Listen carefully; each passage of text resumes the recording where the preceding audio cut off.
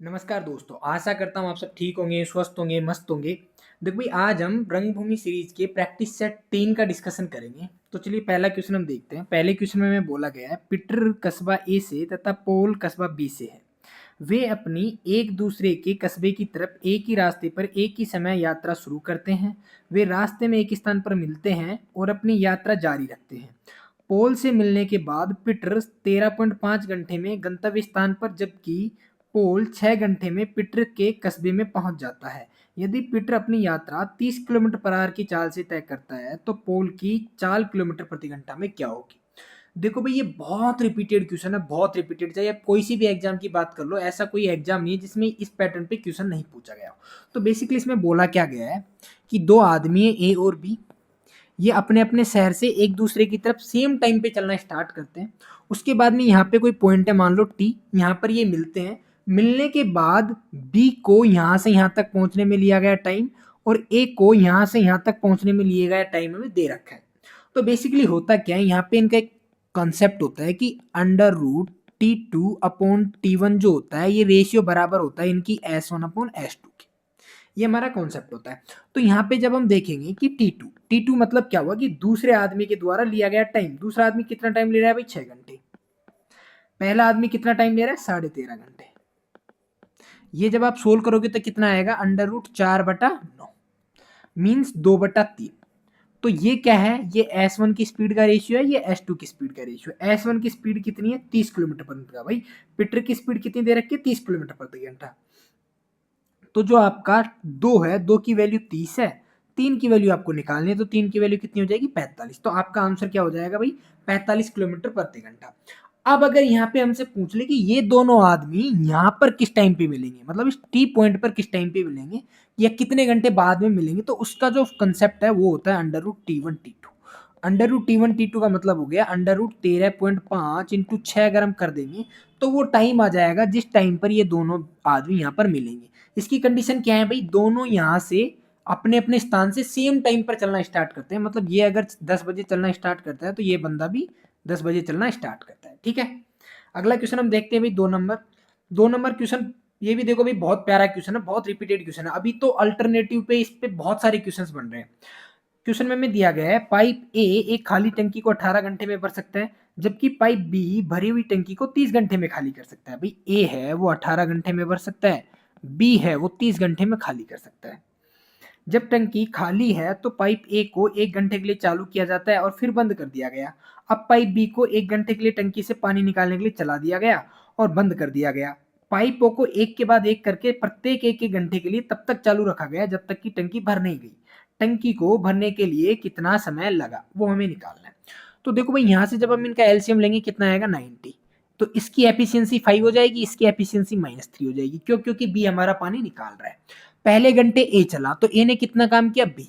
दूसरे घंटे बी चला तो बी ने कितना काम किया, -3। तो बेसिकली 2 घंटे में ये दोनों आदमी कितना काम कर पाते हैं, 5 इसने भरा तो 3 खाली कर दिया। तो काम कितना हुआ 2 घंटे में, 2। हमें कितना काम करना है, 90। तो देखो भाई, 2 घंटे में 2 काम होता है। अब हम इसको आगे बढ़ा के ले जाते हैं। मैं बोल दूंगा कि भाई 85 घंटे में कितना काम हुआ। तो आप बोलोगे कि सर 2 घंटे में 2 काम हो रहा तो 85 घंटे में 85 काम होगा। ठीक है, 1 मिनट देखो भाई, ये 85 घंटों से आप कंफ्यूज हो जाओगे। 84 घंटों में कितना काम हुआ मैं बोलूंगा तो आप बोलोगे 84 घंटों में 84 काम हो गया। 84 घंटों में कितना काम हो गया भाई, 84। अब 84 के बाद में नंबर किसका आएगा, ए का। क्योंकि 84 घंटे तक क्या हुआ, पहले घंटे ये करता है, दूसरे घंटे, तीसरे घंटे ये, चौथे घंटे। तो मतलब जो इवन आवर है ना, इवन आवर में काम ये करता है, ओड आवर में काम ये करता है। तो 84 घंटे में कितना काम हो गया, 84। तो मतलब अब जो बारी है वो किसकी है, ए की। क्योंकि ओड आवर में कौन काम करता है, ए। तो ए जब अगले 1 घंटा काम करेगा 85 आवर में तो कितना काम हो जाएगा भाई, 84 + 5 मतलब 89। फिर आगे और आएंगे, अगले घंटे कौन काम करेगा 86वें आवर में, तो आप बोलोगे जी अब भी काम करेगा।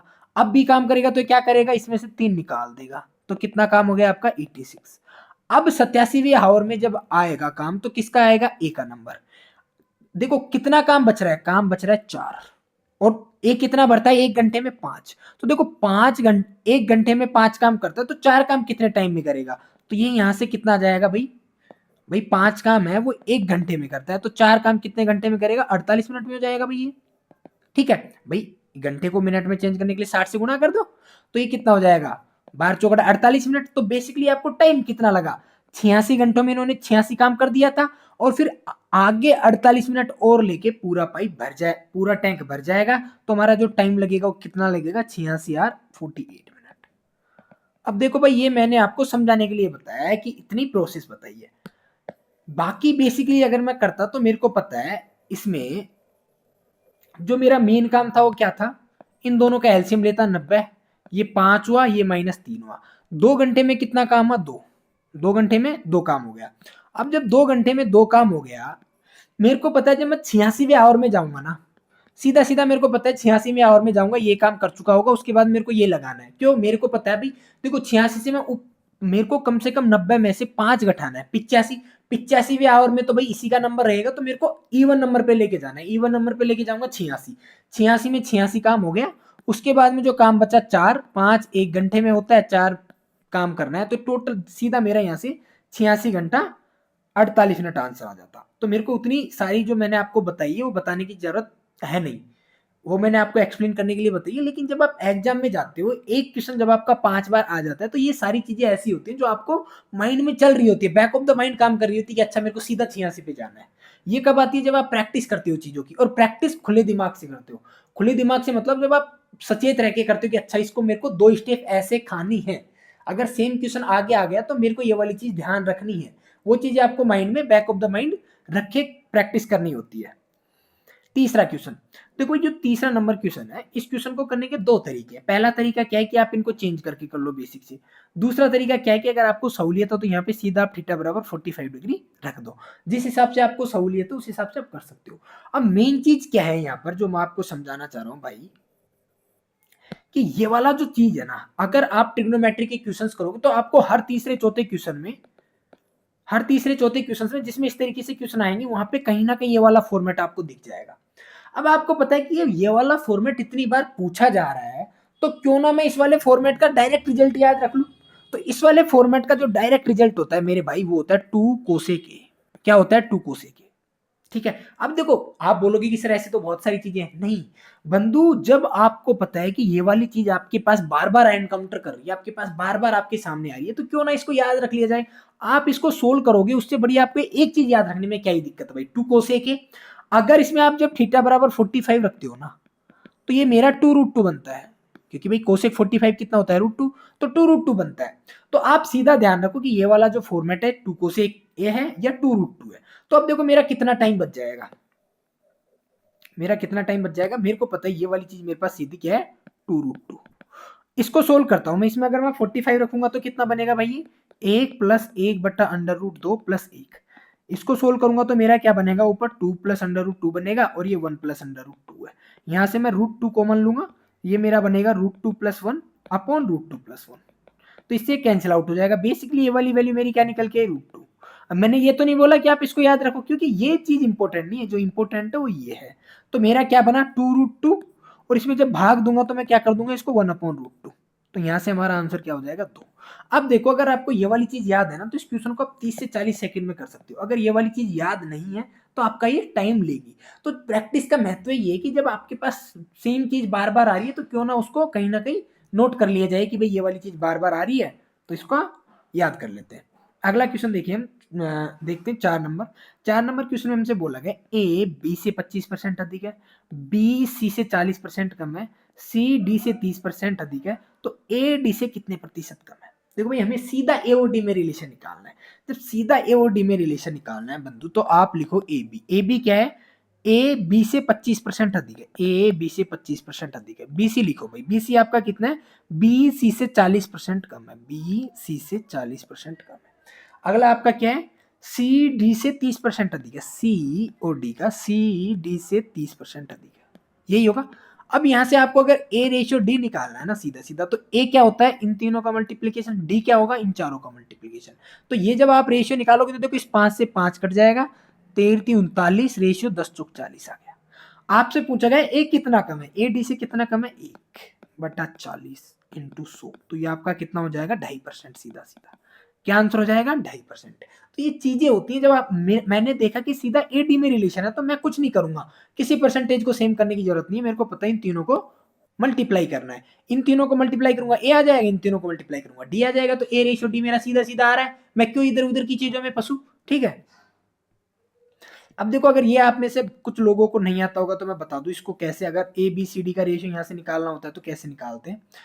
देखो भाई यहाँ से ए जो होता है वो इन तीनों का मल्टीप्लीकेशन होता है, ए होता है 5 3 और 13।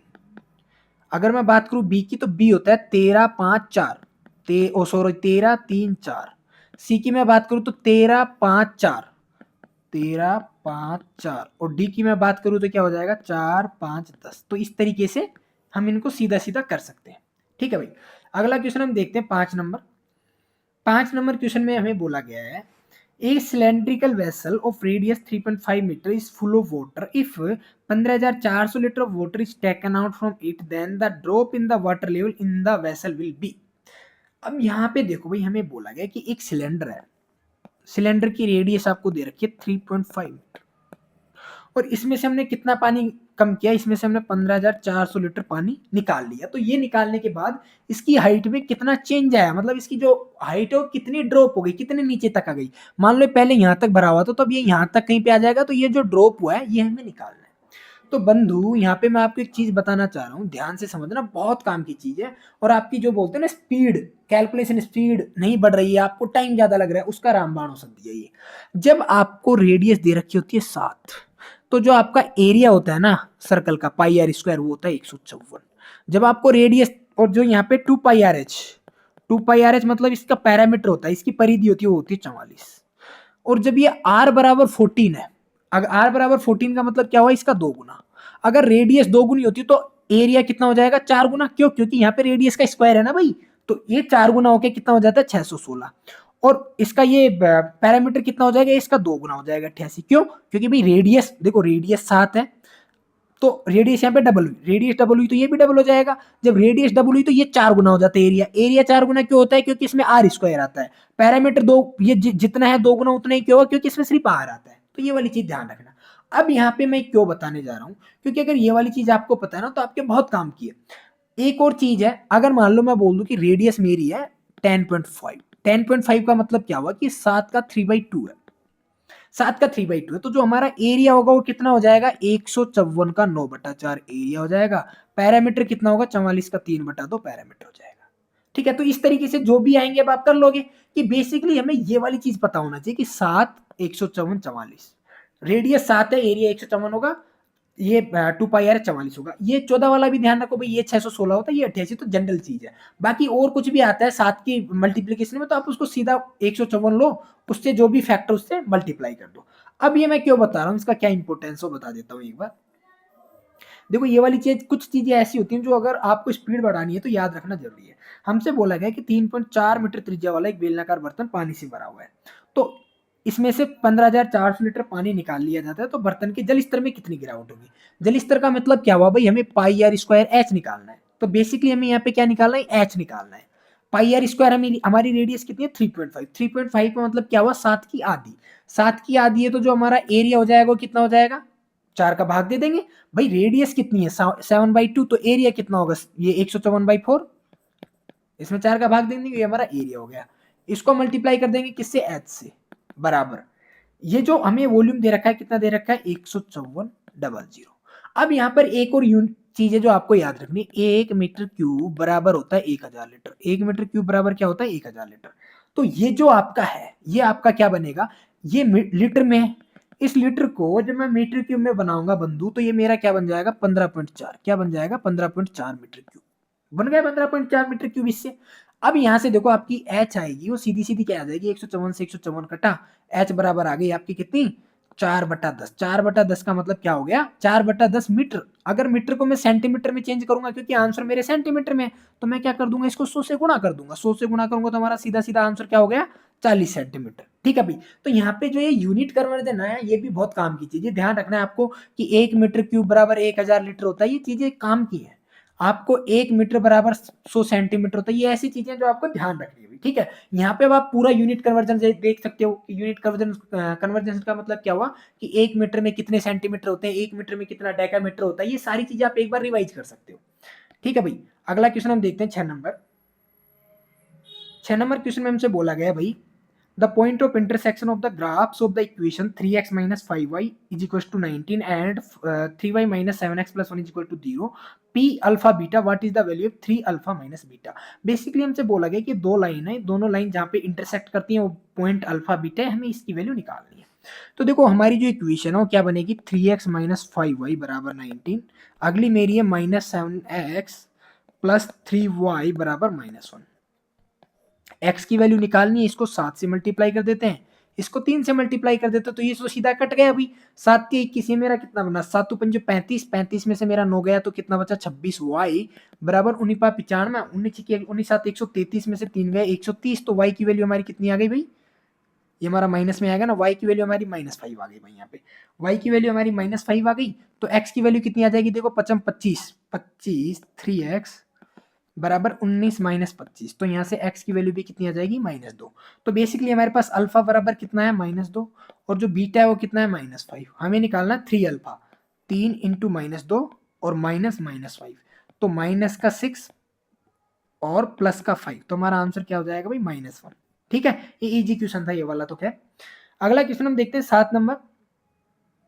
7 नंबर क्वेश्चन में देखो भाई बहुत बच्चों को दिक्कत आती है। 7 नंबर क्वेश्चन में बोला गया है 10 या उससे अधिक वर्ष लेकिन 40 वर्ष से कम आयु वाले मरीजों की संख्या।